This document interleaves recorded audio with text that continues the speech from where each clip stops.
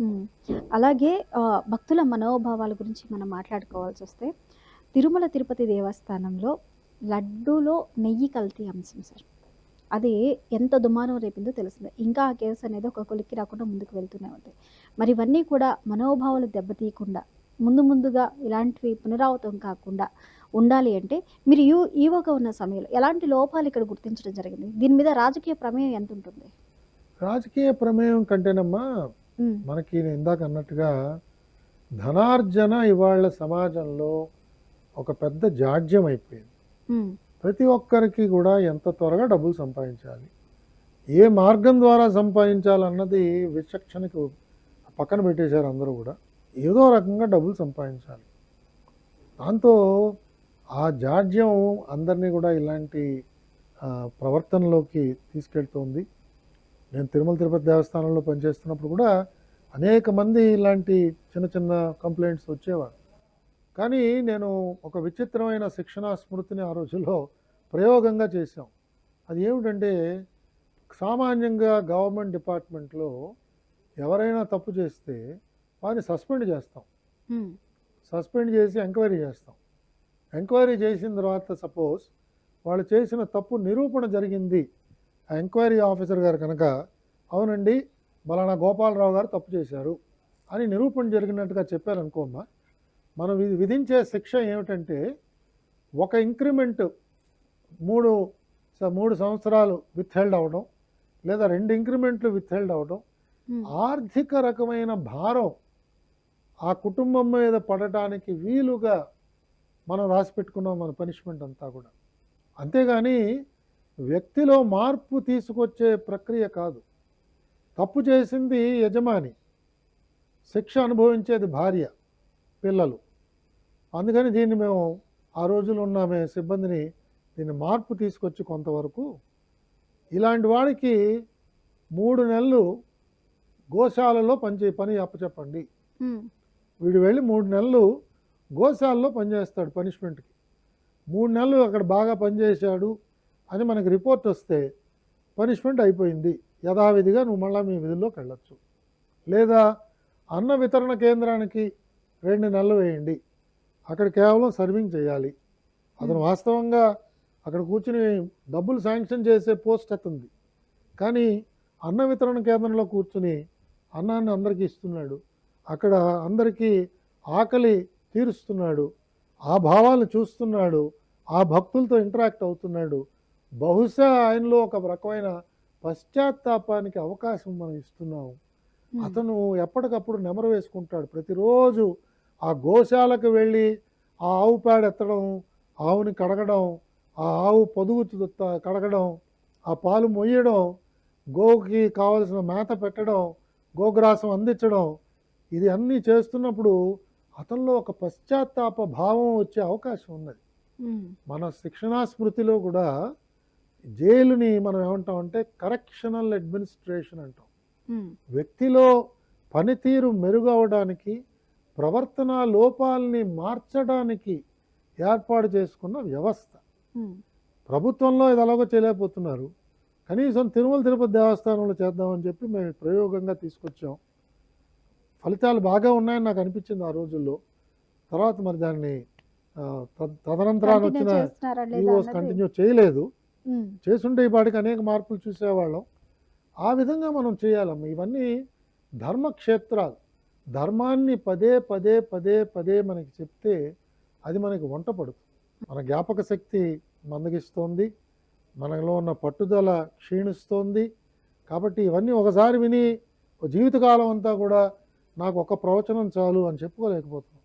కాబట్టి పదే పదే వింటూ ఉంటే మనలో కూడా ఆ ప్రవృత్తి పెరుగుతుంది. ఇలాంటి కొన్ని చెడు కోరికలు మనలో వచ్చినా కూడా వాటి కొంచెం దూరంగా పెడతాం.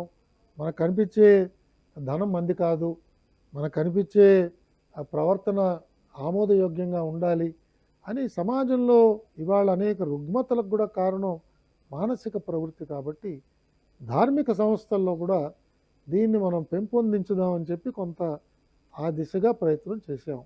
బహుశా ఇంకా బాగా చేయాలి. చేస్తూ ఉంటే వీళ్ళందరూ ఉద్యోగస్తులందరినీ కూడా ప్రతి నెల కనీసం ఒక 2 రోజులు 3 రోజులు సేవా కార్యక్రమాల్లో మనం నిమగ్నం అయ్యేటట్టుగా చేస్తే, నేను ఉద్యోగిని అనే భావం కాకుండా నేను స్వామివారి సేవకుణ్ణి అనే భావం రాగలిగితే అప్పుడు తప్పకుండా ప్రతి ఒక్కళ్ళు మార్పు అనేది ఇంకా వస్తుంది. బాగా చేస్తారు. ఇంకా అవును. బాగా చేస్తారు. ఇప్పుడు బాగా చేస్తున్నారు, ఉమ్, ఇంకా బాగా చేస్తారు. ఆ వచ్చిన భక్తులందరూ కూడా తరిస్తారు. ఆ భక్తుల ముఖంలో ఆనందం కనిపించింది అనుకోండి, అదే మనకి గొప్ప శ్వాసగా ఉంటుంది, ఆశగా మిగులుతుంది. అలాగే అలాగే సార్, చివరిగా ఇప్పుడు ఐఏఎస్ ఆఫీసర్గా ఉన్నారు. ఇది మనం మాట్లాడుకుంటే కలియుగం. కలియుగంలో అధర్మం 3 పాదాల మీద, ధర్మం ఒక పాదం మీద నడుస్తుంది, నడియాడుతుంది అంటారు. అలాంటప్పుడు ఒక ఐఏఎస్ అధికారిగా ఉండి ఎన్నో సవాళ్ళని మీరు ఎదుర్కోవాల్సి ఉంటుంది. మరి ఈ అధర్మ 3 పాదాలని మీరు ఏ విధంగా ఎదుర్కొన్నారు?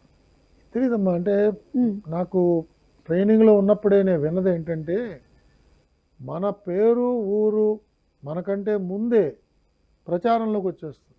ఉమ్, ఉదాహరణకి నేను వరంగల్ జిల్లాలో సబ్ కలెక్టర్గా ఉద్యోగం చేశాను. వరంగల్ నుంచి నన్ను పార్వతీపురంకి ITDA integrated tribal development agency పార్వతీపురంకి పోస్ట్ చేశాను. నేను వరంగల్ నుంచి పార్వతీపురం చేరే లోపే నా గుణగణాలన్నీ కూడా అక్కడ చేరిపోతాయి. ఉమ్, నా ఇష్టాలన్నీ చేరిపోతాయి. నా ఆలోచనలన్నీ వాళ్ళకి తెలిసిపోతాయి. నా ప్రవర్తన, నా నియమావళి వాళ్ళందరికీ తెలిసిపోతుంది. సో వాళ్ళందరూ చాలా జాగ్రత్తగా, ఇతనితో మనం జాగ్రత్తగా ఉండాలి, ఈయన రూల్స్ ప్రకారంగానే ఉద్యోగం చేస్తాడు అని వాళ్ళు భావిస్తారు. ఉమ్, నేను పార్వతీపురం నుంచి గుంటూరు జాయింట్ కలెక్టర్గా వెళ్ళాను. పార్వతీపురం నుంచి గుంటూరు చేరేలోపు నా గురించి అంతా వీళ్ళు చెప్పేసుకుంటారు. వీడి జాతకం ఫీడ్బ్యాక్ అంతా వీడి జాతకం వెళ్ళిపోతుంది. ఏమిటి, ఉమ్, వీడికి గురుడు ఏ గృహంలో ఉన్నాడు, శుక్రుడు ఎక్కడున్నాడు, శని గ్రహం ఎక్కడుంది, ఇవన్నీ వాళ్ళతో పంచుకుంటారు. కాబట్టి మన పేరు ప్రఖ్యాతలు అందరికీ తెలిసిపోతాయి. ఉమ్, చాలామంది మన ముఖాన్ని చూడకపోవచ్చు, మనతో మాట్లాడకపోవచ్చు. కాబట్టి అలా విస్తరిస్తున్న మన పేరు ప్రతిష్టల్ని నిలబెట్టుకునేటట్టుగా ప్రవర్తించాలి. అదేంటండి మేము విన్నామే, ఈయన మహబూబ్నగర్ జిల్లా కలెక్టర్గా చాలా నిజాయితీగా చేశాడే, కానీ ఇక్కడికి వచ్చిన తర్వాత ఏంటండి ఇలా ఇంత డబ్బులు ఆశిస్తున్నాడు అనే చెడ్డ పేరు రాకుండా, ఆ ప్రాంతంలో ఎలా పనిచేసామో ఈ ప్రాంతంలో కూడా అదే జాగ్రత్తతో పనిచేస్తే మన దగ్గరికి వీళ్ళెవరు రారమ్మా. ఉమ్, ఈ 3 పాదాల మీద నడిచే వాళ్ళు ఎవరు కూడా మన దగ్గరికి రారు. వాళ్ళు చేసుకునేది ఏదో వాళ్ళ లోకంలో వాళ్ళు చేసుకుంటారు, కానీ మన్ని వాళ్ళతో పాటు ఒక భాగస్వామిగా లెక్క పెట్టరు. మన్ని ఆ విధంగా లోబరుచుకోవడానికి కూడా ప్రయత్నం చేయరు.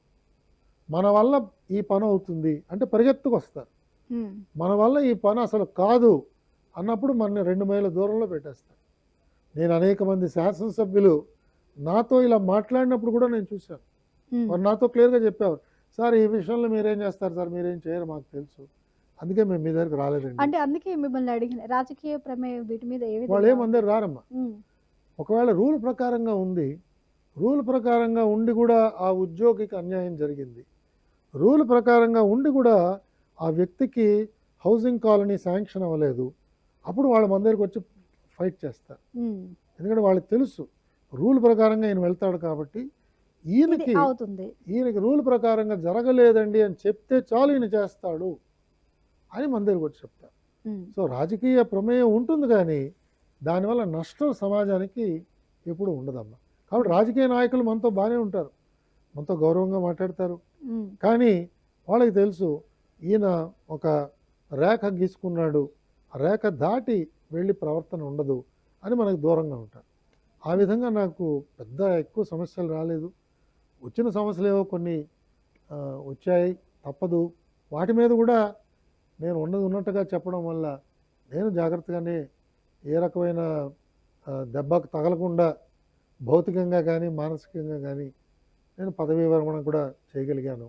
కాబట్టి మన నియమావళిని మనం గట్టిగా పాటిస్తే, కన్సిస్టెంట్గా మనం ఉంటే ఉమ్, సమాజం గౌరవిస్తుంది, ఆదరిస్తుంది. ఇది నా అనుభవం. ఉమ్, తప్పకుండానండి, నేను ప్రప్రథమంగా సివిఆర్ యాజమాన్యాన్ని అభినందిస్తున్నాను.